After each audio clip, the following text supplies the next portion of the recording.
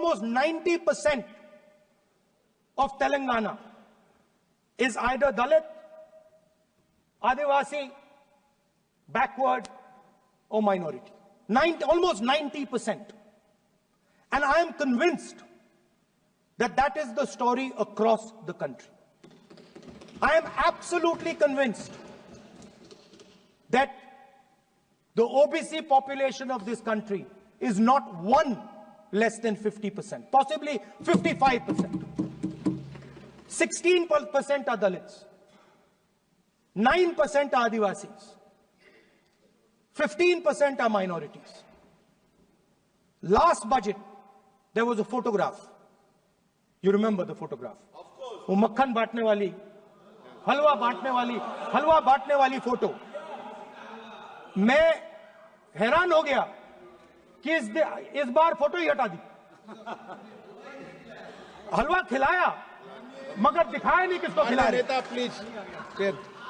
तो at the center of any new development paradigm for this country, which runs parallel with the production paradigm I spoke of, which works together with the production paradigm I spoke of, is the participation of lower castes, OBCs, Dalits, Adivasis in the wealth of this country.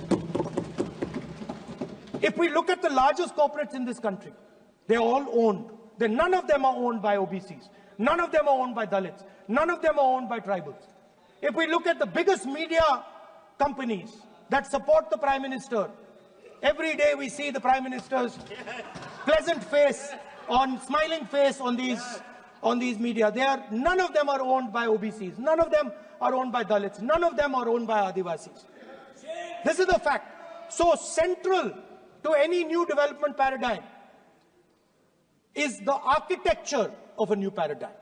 And that architecture of the new paradigm can only be built once the caste census is placed on this table. Because once the caste census is placed on the table, we will know exactly how much of this country's wealth, how much of this country's power, how many of this country's institutions are owned by 90% of this country. There are OBC MPs in the BJP. There are OBC MPs in the BJP. There are Dalit MPs in the BJP. There are Adivasi MPs in the BJP. Remember, you are OBCs, you have 50% of the population and you have absolutely no power. I know that you're sitting there